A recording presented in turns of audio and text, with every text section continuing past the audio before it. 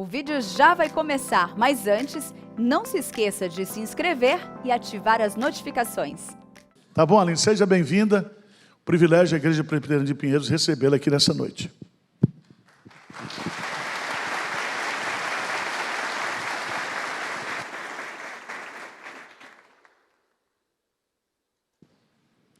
Shalom!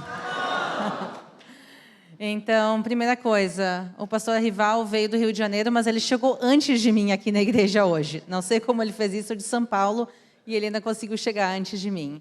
Então, a primeira coisa, eu quero agradecer a todos vocês por estarem aqui hoje com a gente, pegar umas horinhas do dia de vocês para a gente poder conversar um pouco mais e conhecer um pouco mais profundamente a história, desde os tempos bíblicos até os tempos modernos de Israel, principalmente para as crianças. Eu sei que está tarde para eles, então, obrigada a todos estarem aqui.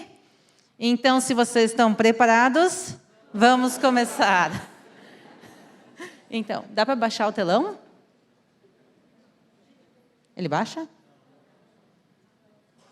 Então, bom, vocês conseguem vê-la bem, né? Só, o clicker funciona. Só para me saber. Eu não estou acostumada com igreja chique, gente. Todas as tecnologias não estou acostumada.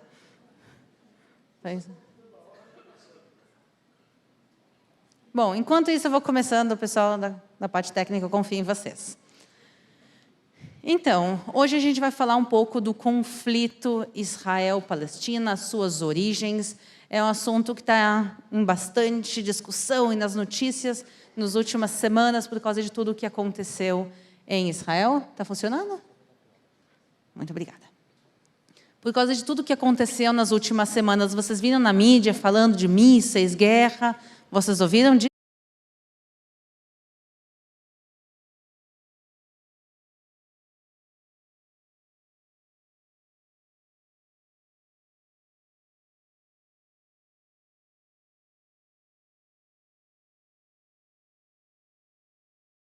Da fé também, na época dele, vai começar o conflito que a gente vai viver até os dias de hoje.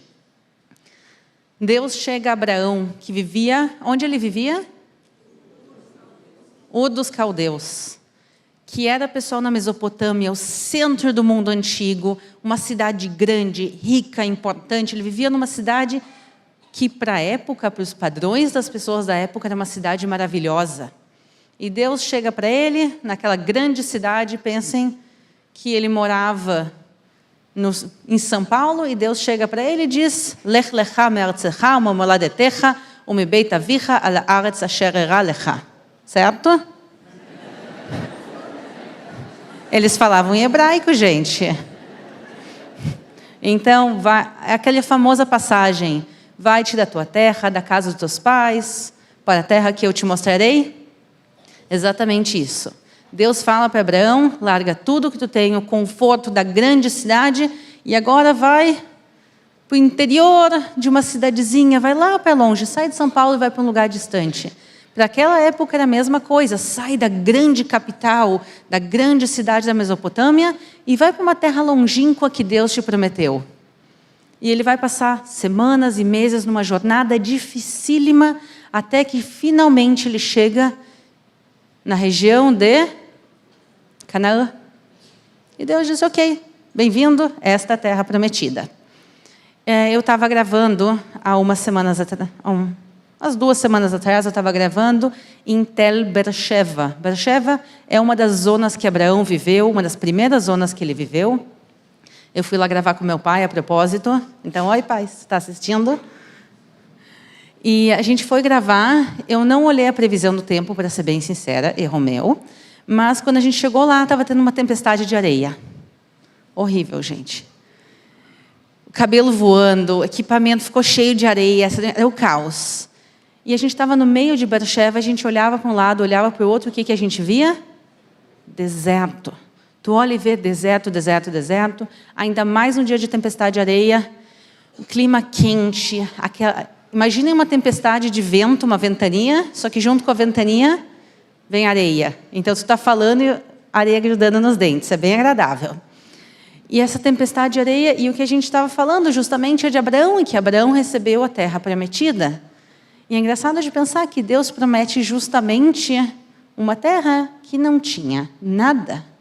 Uma terra seca, uma terra que não tem água, uma terra que não tinha grandes coisas que podiam ser aproveitadas, ouro, prata, metais preciosos, petróleo, nada de precioso fisicamente. Mas Abraão chega lá e ele não vai reclamar, porque ele entende que tem um motivo a mais, ele entende que a promessa de Deus para ele é uma promessa espiritual e não material. Depois Abraão também vai enriquecer, sim, com certeza. Mas no princípio ele vai realmente na fé de Deus. E Deus promete a ele muitas coisas. Entre as coisas que ele promete vai ser uma descendência enorme, que vai ser incontável, como as estrelas do céu, os grãos de areia da praia, quer dizer, ele vai ter uma descendência gigantesca. Promete uma boa terra e uma descendência enorme. Ele chega na terra de Israel, no meio do deserto, e quantos filhos ele tem? 2. 2, um com a escrava e um com a esposa. Não sou uma descendência enorme. Eu imagino que deve ter gente aqui da igreja com mais de 2 filhos. Então, como pode ser que essa promessa se cumpra? E não só isso. Quando a gente fala da questão da promessa, demorou muito tempo até esses filhos chegarem. E Sara, vendo Abraão com 80 e poucos anos, não tinha filhos, ele vai dizer, opa, cadê essa promessa? Talvez eu tenha que dar uma ajudadinha a Deus. E ela vai e entrega a sua escrava Agar a Abraão e diz, ok, aqui começa a tua descendência. E, então, Abraão e Agar vão ter um filho chamado Ismael. O que significa Ismael? Deus ouviu. No caso, ele ouviu a quem? A Agar. Eu quero ler para vocês um versículo bíblico de Gênesis. Vamos ver como eu consigo ler ele. Então o anjo do Senhor disse para quem? Para Agar. Volte para cá, para a sua senhora e sujeite-se a ela. Porque tem briga entre Sara e Agar, Agar foge e o anjo diz, não, volta para casa e aumentarei em muito a sua descendência, de maneira que, de tão numerosa, não poderá ser contada. E o anjo do Senhor continuou, você está grávida e dará à luz um filho, a quem chamará Ismael, porque o Senhor ouviu o seu grito de aflição. Então, não só Abraão recebe a promessa de uma grande descendência, como também Agar e o filho dela, Ismael. E a gente vai ver como isso vai se cumprir daqui a um minutinho. Mas a parte mais importante é a continuação. Ele será entre os homens como um jumento selvagem. A sua mão será contra todos, e a mão de todos será contra ele, e habitará diante de todos os seus irmãos. Então aqui, já nas profecias, na época de Abraão, há 3.700 anos atrás, o anjo já vai prever os conflitos que vão acontecer entre os seus irmãos. Agora, para onde vai Ismael? Eu não tenho como apontar para vocês aqui de longe, mas acredita em mim. Vocês estão vendo o mapa? Vocês conseguem achar Israel, um país bem pequenininho lá no meio? A terra prometida não é grande, pessoal. Israel, então Ismael, ele e Agar vão ser expulsos e eles vão vagar e chegar na Península Arábica. Então aqui o mapa está em inglês, está escrito ali Saudi Arabia. Está vendo ali Arábia? Lá para aquela região. Ismael vai para aquela região e a sua descendência vai crescer e virá realmente uma descendência extremamente numerosa, como as profecias, como o anjo falou. Essa descendência de Ismael se chamam os ismaelitas, que mais tarde também vão ser conhecidos como os árabes. Os árabes são descendentes de Ismael. Agora, uma coisa importante, que sempre que eu faço vídeo no YouTube, eu falo da origem dos árabes, especialmente dos palestinos. Os palestinos são um dos povos árabes, quer dizer, um dos povos descendentes de Ismael. Todo mundo pergunta, mas os palestinos, os filisteus, isso e aquilo, então vamos deixar aqui uma vez por todas claro que uma coisa não tem nada a ver com a outra. Então, só para a gente deixar claro, o nome, ele tem uma origem comum, mas só o nome, nada disso. Por quê? Porque os filisteus não são descendentes de Ismael e nunca foram. A Bíblia nos conta de onde os filisteus chegaram. Os filisteus chegaram na terra de Israel aí uns 3.300, 3.200 anos atrás, vindos de Caftor, do sul da Europa. Provavelmente da zona da Grécia, de Creta.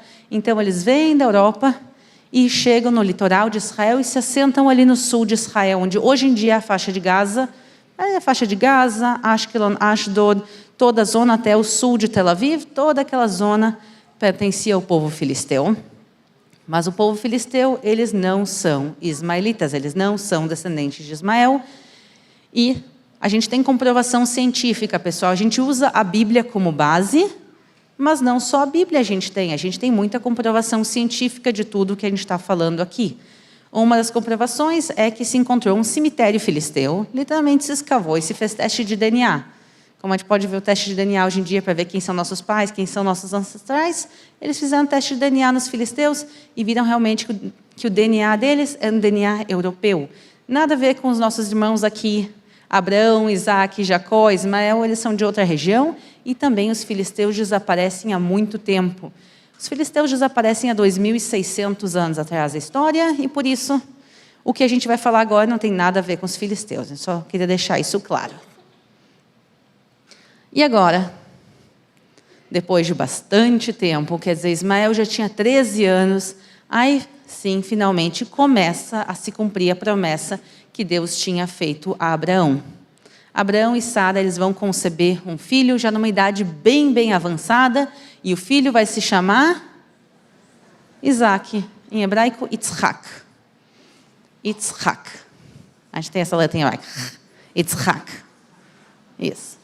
Então, Yitzhak significa riso, porque Sara ela ri quando ouve que vai engravidar numa idade já bem avançada, mas Deus prometeu e Deus vai cumprir. Eles vão ter um filho, o filho vai se chamar Yitzhak, e aí a gente consegue ver a árvore genealógica. De Abraão vai sair Isaac, depois vai vir Jacó, e aí sim, Jacó finalmente vai ser o primeiro que tem mais filhos.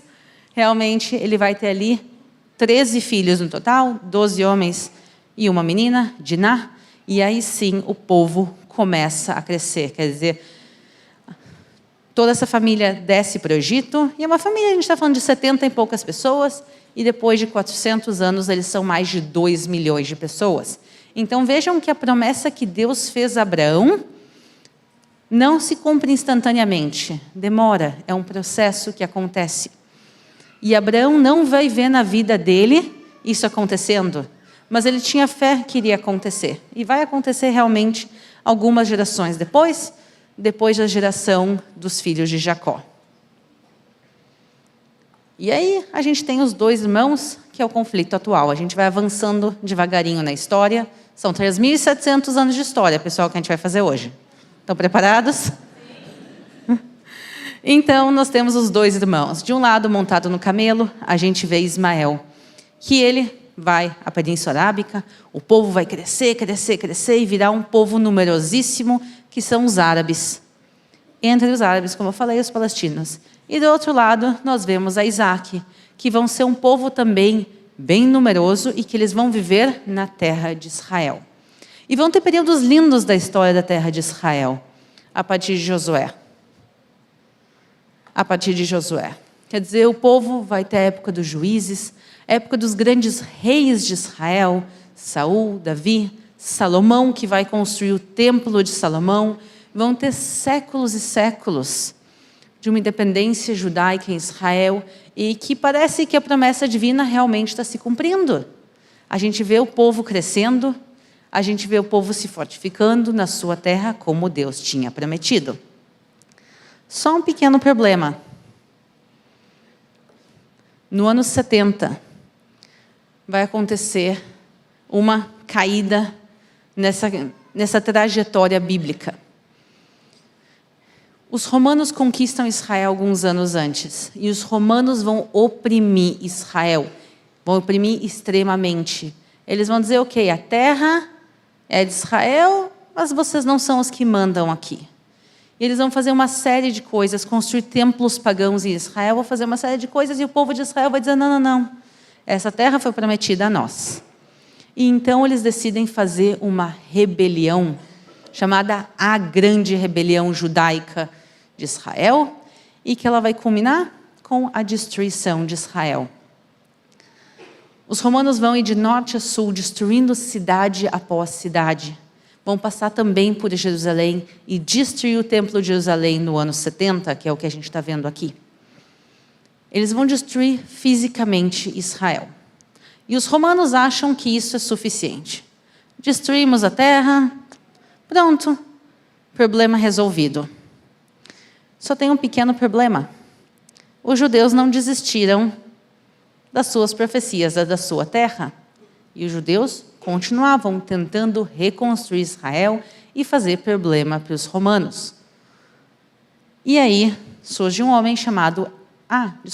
daqui um segundinho eu já chego no homem chamado... Suspense. Então, só para vocês terem uma ideia de como os romanos estavam orgulhosos da destruição de Israel, eles vão fazer uma moeda comemorativa. Até os dias de hoje, quando alguém importante falece, a gente põe a cara na moeda, certo?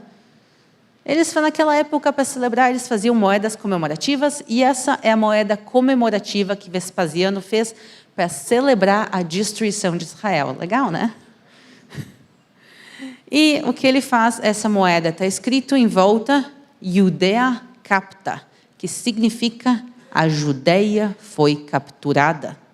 A gente vê uma tamareira, que é um dos símbolos de Israel, e ao pé da tamareira, uma mulher judia chorando.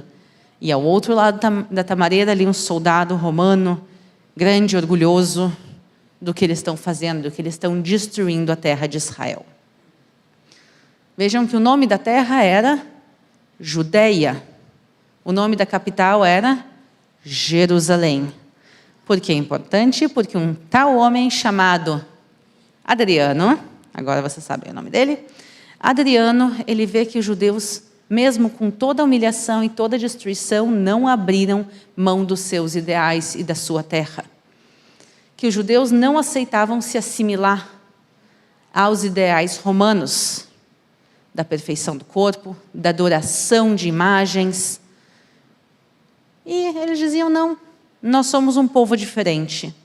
Nossa terra é uma terra diferente prometida por Deus. E aí Adriano, ele decide, ok, vamos resolver o problema judaico. Como?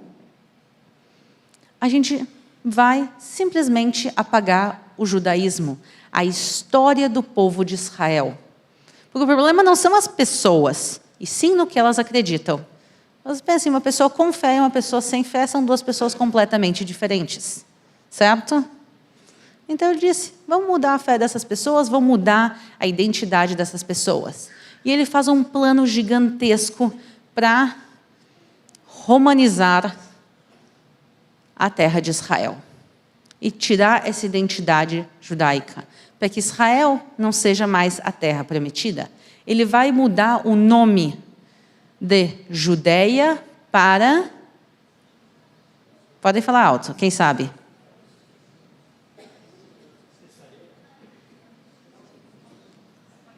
Vamos ver, quem acerta ganha um ponto. Então, pessoal, para Palestina. Já ouviram falar do nome Palestina? Vejam quantos problemas esse nome traz até os dias de hoje. A ideia é que ele coloca o nome da terra em homenagem aos filisteus, que era um povo pagão, que já tinha desaparecido nessa época, alguns séculos antes, mas ele diz, não, essa não é uma terra judaica, a terra dos descendentes de Abraão, essa aqui é uma terra daqueles estrangeiros que vieram da Europa, essa é a terra dos filisteus, mas que os filisteus não existissem mais. Então ele muda de Judeia para Filistim, que a gente conhece hoje em dia como Palestina. Ele vai mudar o nome de Jerusalém para Aélia Capitolina. Ele vai construir em cima do templo de Jerusalém, ou dos restos do templo de Jerusalém, um templo pagão. Ele vai fazer também no meio de Jerusalém mais um templo pagão em homenagem a Afrodite. Vai encher Jerusalém e Israel de estátuas. E ele vai fazer de tudo para apagar a promessa. E depois, o que vocês acham que o povo de Israel vai fazer em resposta? Vão aceitar? E não, o povo de Israel não vai aceitar, e por isso, 2 anos depois do plano de Adriano, o povo de Israel vai declarar, mais uma vez, rebelião. Essa é uma rebelião que quase ninguém fala dela, mas eu acho ela bem importante, por isso a gente está estudando mais profundamente a história, a gente vai entrar nela. Essa revolta de Bar Kokhba. E essa revolta vai mudar a história de Israel. Por quê? Porque Adriano tentou apagar Israel culturalmente, religiosamente, a fé do povo de Israel, e ele viu que ele não conseguiria. E por isso ele disse, a gente não vai acabar com a fé do povo, vamos acabar com o povo. E aí sim, ele vai pegar a maioria do povo de Israel e matar e exilar. A revolta começa no ano de 132, termina no ano de 136, e no ano de 136, pela primeira vez desde a época de Josué, o povo de Israel vai ser a minoria na terra prometida. O povo vai ser expulso e vai ser exilado pelos literalmente 4 cantos do mundo. E assim, mais uma vez, o povo de Israel vai estar fora da sua terra. E nesse tempo, várias coisas acontecem na terra de Israel, entre elas, os nossos primos vão chegar na terra de Israel. Porque se nós somos descendentes de Isaac, os descendentes de Ismael são nossos primos, certo? A gente literalmente se chama de primos até os dias de hoje. Então, nossos primos chegam, os descendentes de Ismael, os árabes que então tinham se convertido ao Islã, eles então eram muçulmanos. Os muçulmanos vão e conquistam a terra de Israel pela primeira vez, no ano de 638. Então, pensem, a terra prometida estava com os descendentes de Isaac, eles foram expulsos, a terra ficou um tempo não completamente vazia, mas, depois de um tempo, chegaram os descendentes de Ismael. E os descendentes de Ismael, o povo árabe, vai dominar a terra de Israel a partir do ano de 638. Vejam que incrível. Mesmo os judeus exilados, sem nenhuma chance real dos judeus e do povo de Israel conseguir voltar à sua terra, os judeus todos os dias oram para Jerusalém. Se vocês forem a uma sinagoga aqui em São Paulo, a sinagoga, o púlpito vai estar em que direção? Na direção de Jerusalém. Todos os judeus do mundo oram em direção a Jerusalém. As orações diárias do judaísmo falam de Jerusalém. E todos os anos na Páscoa, que é um dos feriados mais importantes, se fala essa frase. Conseguem ler? Então, vou ajudar, vamos lá. Lashana Abaa Birushalayim. No ano que vem em Jerusalém. E essa frase é muito, muito forte. Porque hoje em dia, não vou dizer que é super fácil, mas hoje em dia ir a Israel é possível. As pessoas que estavam exiladas não tinham esse privilégio. Mas a esperança não terminou, porque eles acreditavam na promessa, a promessa que Deus fez da terra de Israel. E por isso, eles oravam e diziam, Lashana Abaa Birushalayim, no ano que vem em Jerusalém. Talvez não amanhã, quem sabe no ano que vem. E eles continuavam com essa esperança. Por 1800 anos. É muita esperança, gente. Não, pensem comigo. Vocês foram expulsos da casa de vocês. Alguém roubou a casa de vocês. Vocês foram expulsos. A casa foi destruída. Vocês vão tentar entrar na justiça para recuperar a casa, certo? A casa foi destruída, ok, pelo menos recuperar o terreno. O negócio ficou 20, 30, 50 anos na justiça. E em algum momento, depois de 3, 4 gerações, a galera vai esquecer da casa. Vai ter feito uma casa nova, em outro lugar, se adaptado à língua, se adaptado às culturas. Mas os judeus, por 1800 anos, não abriam mão, continuavam orando em hebraico. A galera falava polonês, mas orava em hebraico. Falava chinês, mas orava em hebraico. Orava na direção de Jerusalém, estando literalmente, tem judeus exilados na China, no Zimbábue, nos Estados Unidos, no Brasil, no mundo todo, quão mais distante, ainda assim na direção de Jerusalém. O que é realmente incrível. Não existe isso na história de nenhum outro povo. Um povo que ficou exilado tanto tempo e que conseguiu voltar à sua terra, mas agora eu estou adiantando um pouco a história. Vamos voltar, a gente ainda está no exílio. E depois de muito tempo orando, alguns judeus decidiram, ok, eu acho que na hora de a gente dar o primeiro passo, certo? E entre esses judeus estava Theodor Herzl, que é quem a gente está vendo na foto. No final de 1800, início de 1900, alguns judeus começam a dizer, ok, vamos começar a fazer isso acontecer. Deus prometeu, vamos lá. E se começa o movimento sionista. Tem muita gente que fala bobagem sobre o movimento sionista. Vamos deixar bem claro. O que é um movimento sionista? É um movimento que acredita que a terra de Sião, ou pelo menos parte dela, foi prometida ao povo de Israel e aos descendentes de Isaac. E por isso o pessoal com esse ideal na cabeça do sionismo começa a voltar para a terra de Israel. Construir escolas, universidades, hospitais, cidades. Mas quando a galera estava chegando em 1900 na terra de Israel de volta, o que tinha em Israel em 1900? Absolutamente nada de bom, pelo menos. Israel era controlado pelo Império Turco-Otomano. O Império Turco-Otomano não estava nem aí para Israel. Era um império gigantesco, com tantas cidades que eles consideravam importantes, que Israel era meio assim, tipo, o quintal dos fundos que ninguém lembra. Israel, na sua maioria, era deserto. Nas poucas áreas que não era deserto, era pântano. Como a gente consegue ter pântano numa terra tão seca, é impressionante. Tinha malária por causa dos pântanos. Tinha uma população extremamente hostil. Lembra que a gente falou ali de Ismael? A mão dele será contra todos e a todos contra ele. Então, a população árabe era hostil à imigração judaica. Então, tu tinha uma população hostil, tinha uma série de leis anti-judaicas por causa do Império Turco-Otomano. Então, era uma situação péssima, péssima mesmo. Que famílias inteiras imigravam e que a maioria dos filhos morriam. Era uma situação realmente que tinha que ter muita fé para ir. E eles disseram, não, a gente vai. E eles começaram a devagarinho construir o Estado. E devagarinho o povo começou a dizer, opa, parece que está indo as coisas numa boa direção.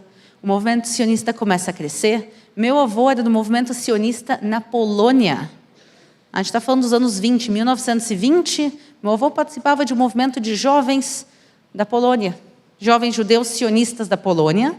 Que nem tem aqui na igreja o grupo de jovens. Meu avô participava de um grupo de jovens na Polônia. O sonho dele era emigrar para Israel. E, no meio do caminho, acontece o Holocausto. Quando tudo estava indo numa boa direção, 1933, Hitler sobe no poder. 1938, começa o Holocausto. E com isso vai terminar com 2 de cada 3 judeus da Europa mortos. Famílias inteiras dizimadas.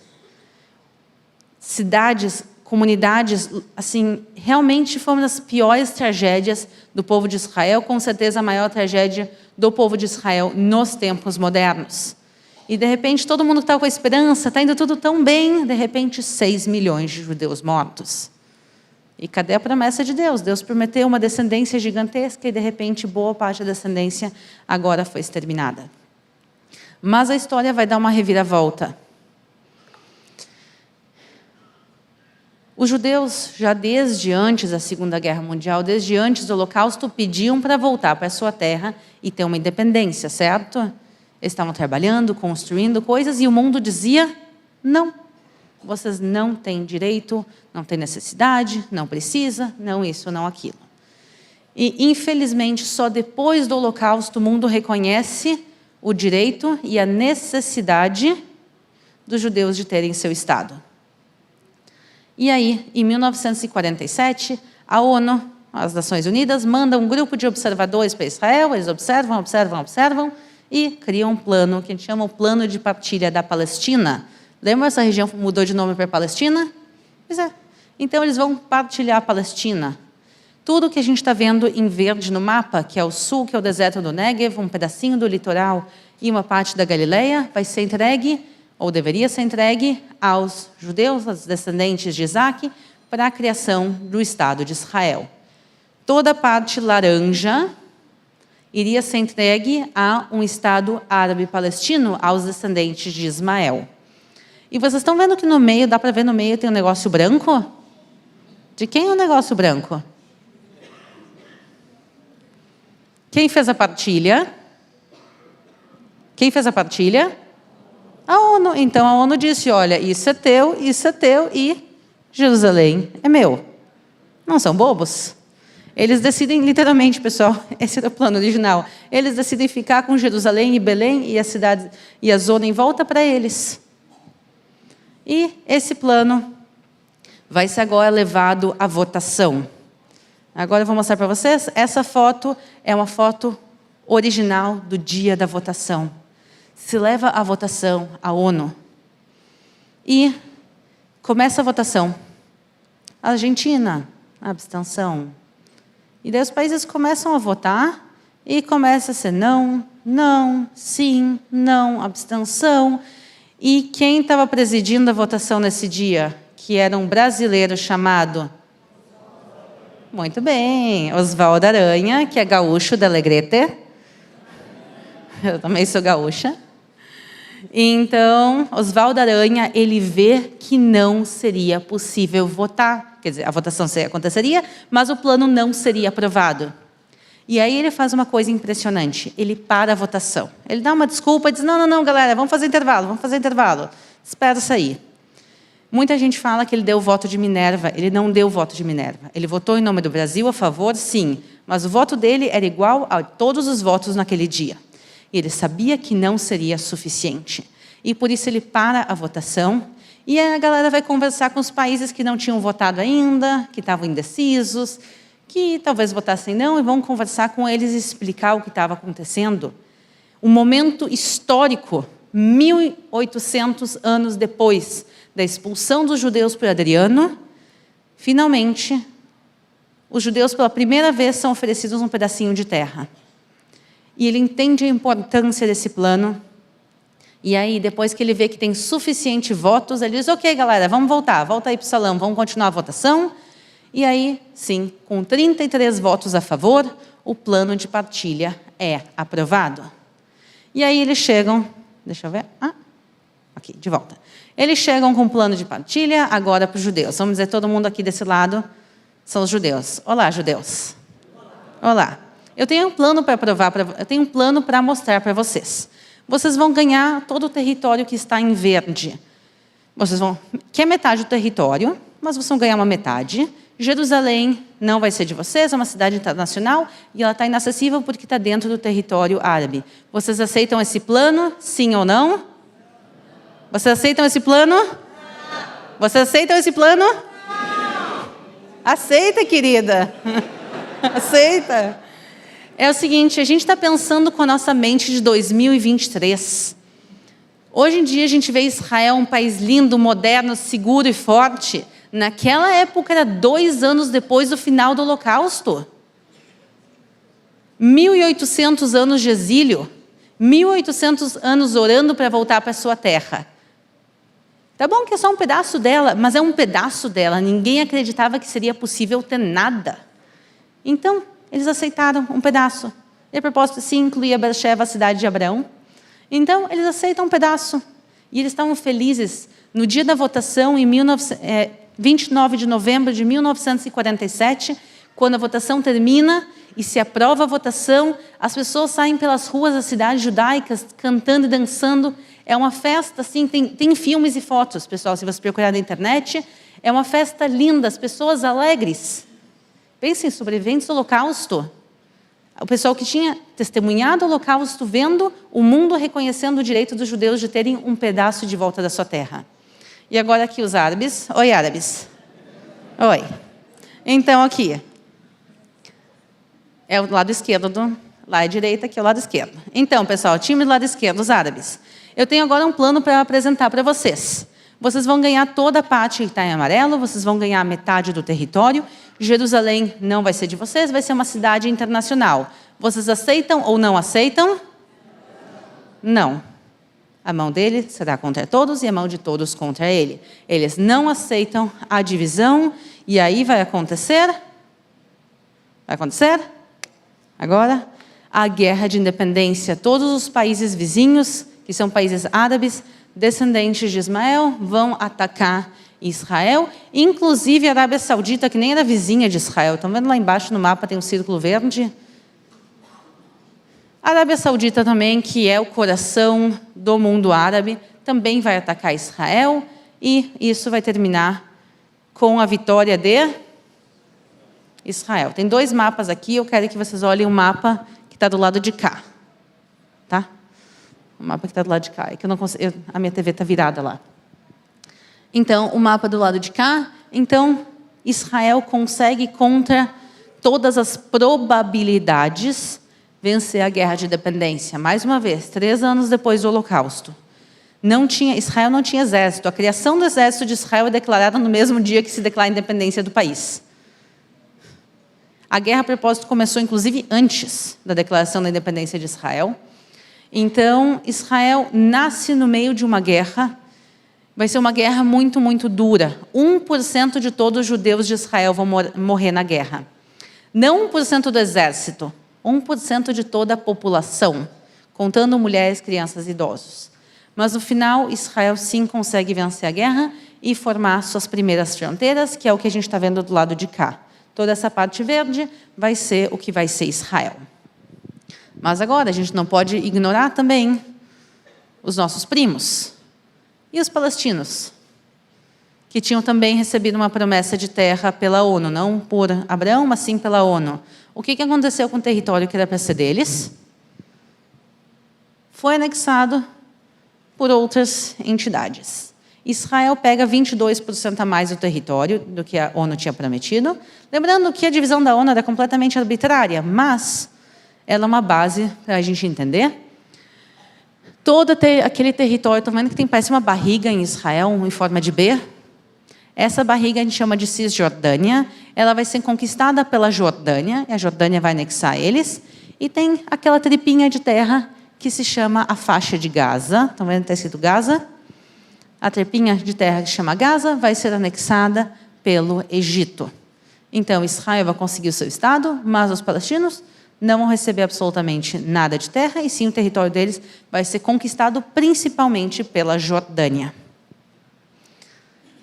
Passam alguns anos, os países árabes continuam não felizes com a existência do Estado de Israel e continuam acontecendo guerras e guerras e guerras, até que acontece a Guerra dos 6 Dias, que, na minha opinião, é um dos maiores milagres da história moderna de Israel. Israel não só vence a guerra contra todos os seus vizinhos, como vence em 6 dias, como mais que triplica o seu território. Então, vejam o tamanho que fica Israel. Israel aumenta em muitíssimo o seu território, mas, no final das contas, toda aquela parte de baixo, que é a Península do Sinai, vai ser devolvida ao Egito, e aí a gente chega ao mapa moderno de Israel. E essa pequena introdução histórica para a gente entender como a gente chega na situação atual. Nós temos os palestinos, que são árabes descendentes de Ismael, nós temos o povo de Israel, que são descendentes de Israel, Isaac e Abraão. E a gente chega na situação atual. A situação atual é essa. Estão vendo laranja no meio? É o mapa de Israel e tem 2 territórios cinzas. Quer dizer, é cinza, roxo, é aquela cor, vocês estão vendo, né? É aquela. Então, agora, o que aconteceu no mês passado, que estava dando confusão em Israel, tem a ver com esse mapa. E agora a gente já entende. A Bíblia já falava que iam acontecer conflitos entre os irmãos e que os descendentes de Ismael iam viver na face dos seus irmãos. Literalmente vai viver um do lado do outro e eles vão viver brigando. E é exatamente isso que acontece. Mas a briga não é exatamente igual. E agora a gente vai, pessoal, deixar a parte histórica e a gente vai para a parte moderna do conflito. 15 minutinhos, tá bom? Tá bom, pastor? Pastor que manda. A igreja dele? Eu estou só de convidada. Então, o que acontece? Na prática, acontece que o povo palestino, na realidade, ele está dividido em 2 territórios. E a mídia adora falar, é o conflito de Israel com os palestinos, de Israel com os palestinos. E a minha pergunta é, que palestinos? Nós temos 2 territórios palestinos. Lembra que eu tinha falado de Gaza e da Cisjordânia? Então, hoje, na prática, nós não temos uma Palestina, sim, nós temos duas. E elas são completamente diferentes uma da outra. A parte grande, que é esse B cinza, estão vendo? Essa parte se chama a Cisjordânia. E a Cisjordânia é dividida entre Israel e a autoridade palestina. Então, a autoridade palestina governa a parte da Cisjordânia, Israel governa outra parte, e parte é governada conjuntamente. A autoridade palestina, pessoal, tem presidente, tem parlamento, tem recolhimento de impostos. Eles nunca declararam sua independência oficialmente, mas eles são uma zona auto-administrada. E essa zona vive em coexistência com Israel. Quando a gente fez caravana, eu e o pastor, a gente fez caravana juntos lá em Israel, a gente foi para a autoridade palestina.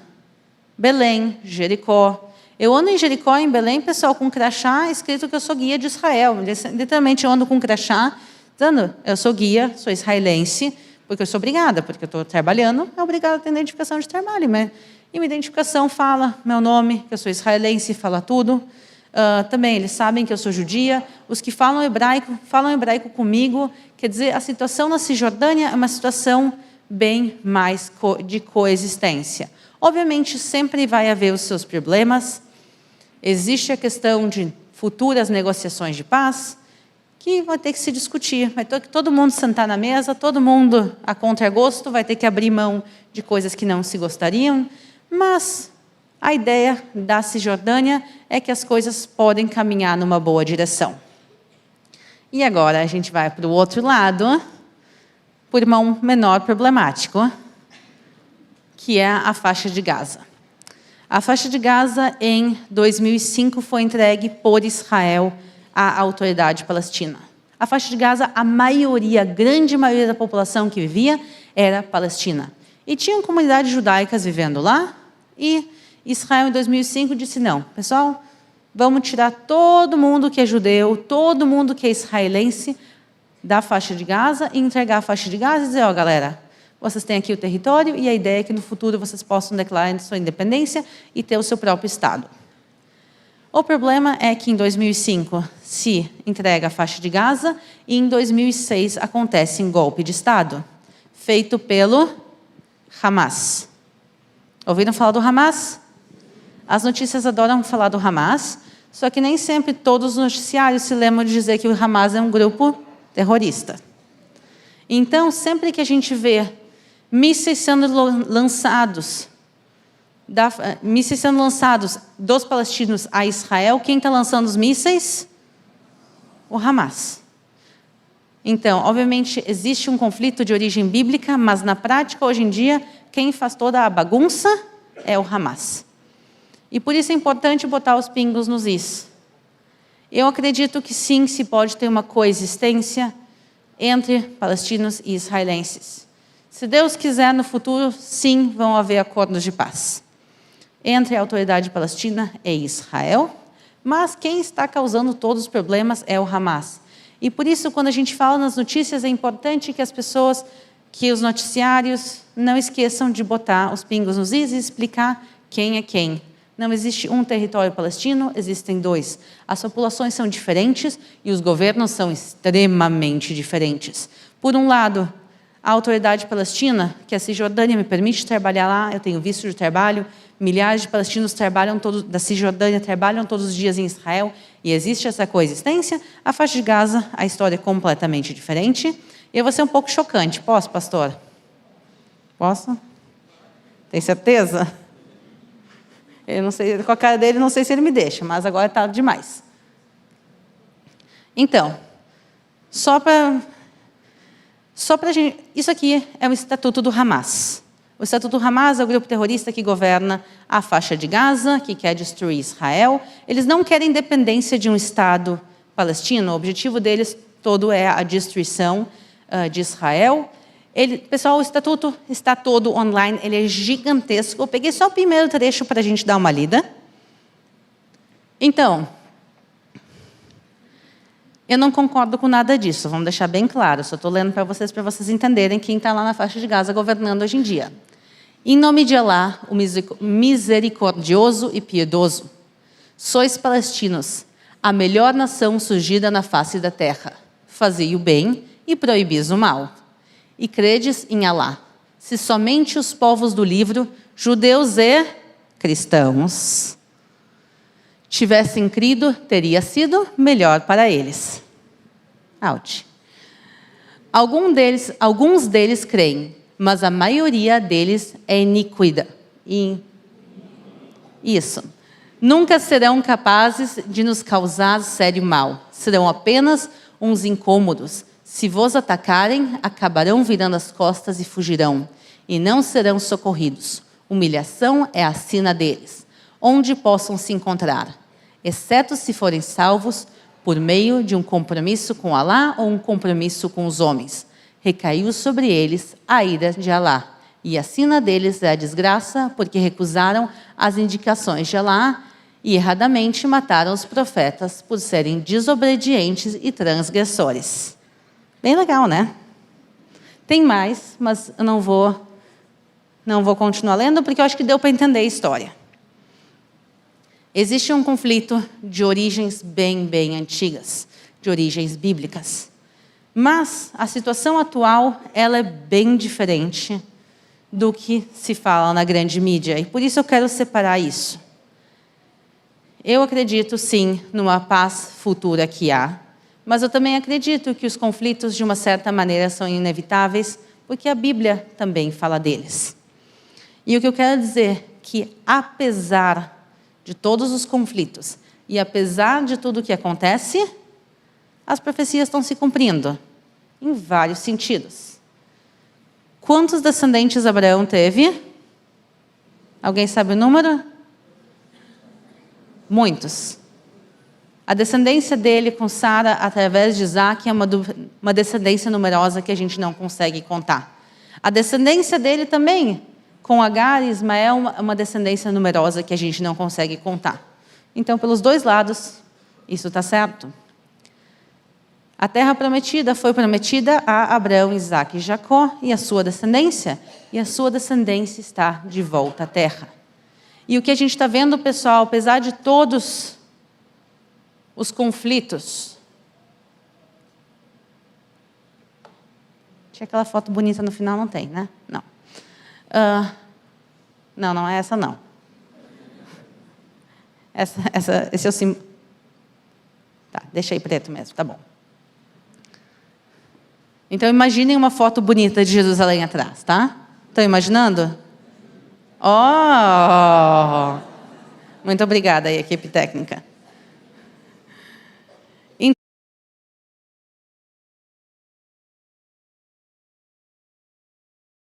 Que está vendo a profecia se cumprir. A gente vê o tamanho das descendências, como Deus e os anjos, como Deus tinha prometido, através da fala dos anjos. Nós vemos, infelizmente, que também a parte de Ismael, dos conflitos de irmão contra irmão, também acontecem. Mas nós vemos a promessa de Deus se cumprir 1.800 anos depois. Não só o povo de Israel conseguiu voltar à sua terra depois de um exílio gigantesco, como o Estado de Israel surgiu e virou em 75 anos um dos países mais desenvolvidos do mundo. E aquela terra seca que Abraão viu há 3.700 anos atrás, hoje em dia ela está florescendo. Nos desertos de Israel, hoje em dia, tem agricultura. Israel, hoje em dia, exporta frutas e verduras para a Europa. Imaginem, um país seco e desértico consegue exportar comida para o mundo.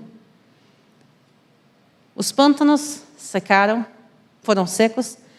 A água, hoje em dia, ela é utilizada para a agricultura. Então, a gente está vendo o desenvolvimento de Israel. E eu realmente acredito que esse é um cumprimento de uma profecia, apesar também, não todas as profecias são extremamente positivas.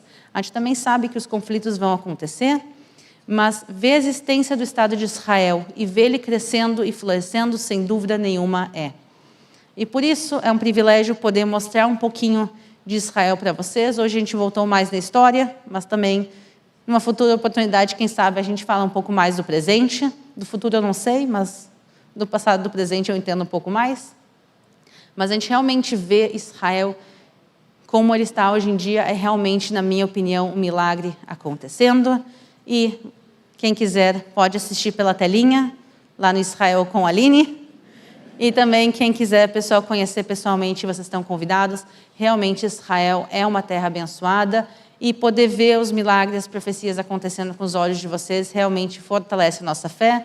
E o povo de Israel, por 1.800 anos, não desistiu. Demorou aí 3.700 anos para parte das profecias se cumprirem, mas elas estão se cumprindo. E talvez a lição dessa história toda seja ter um pouco de paciência, que as coisas acontecem. Não como Sara, que foi lá, já empurrou o gado no início e disse, calma, tenha fé. Então, acho que essa é uma lição que a gente pode aprender de tudo isso que a gente falou hoje.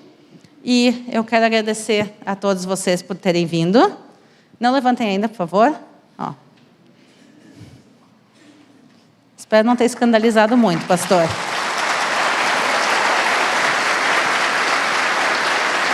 Muito obrigada. Essa é uma aula de história abençoada de uma judia que crê na Bíblia, que crê em Deus e que nas profecias de Deus. Nós não somos primos, somos irmãos. Porque se o Antigo Testamento é o botão, o Novo Testamento é a flor que floresce. Nós somos o Israel de Deus. E o Israel de Deus está esparramado entre todas as nações. E um dia nós estaremos juntos. Amém? Vale a pena você ir a Israel. Ver Israel e ver onde Jesus andou, ver a história dos patriarcas. E há muita coisa. E é uma viagem, eu não diria mística, mas quem vai a Israel não volta da mesma maneira. Tá certo?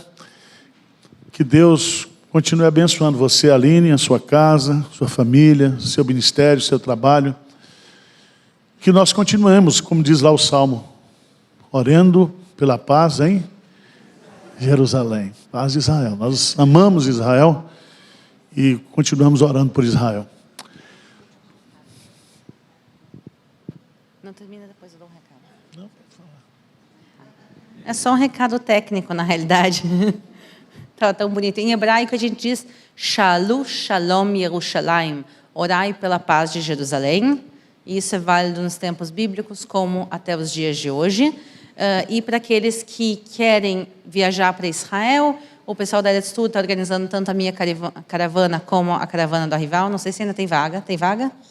Não sabemos. Mas quem sabe de tudo é o pessoal da Eretz Tour. E tem lá embaixo, no andar de baixo, tem um stand lá embaixo da Eretz Tour. Está lá o Flávio e está lá a Esther. Estão os dois lá embaixo. Então, quem quiser depois da saída pode passar, dar oi para eles, deixar os dados e tudo isso. Então, eles vão estar no andar de baixo. Esse foi o recado. Tá bom, gente? Acabou. Vocês estão querendo o quê?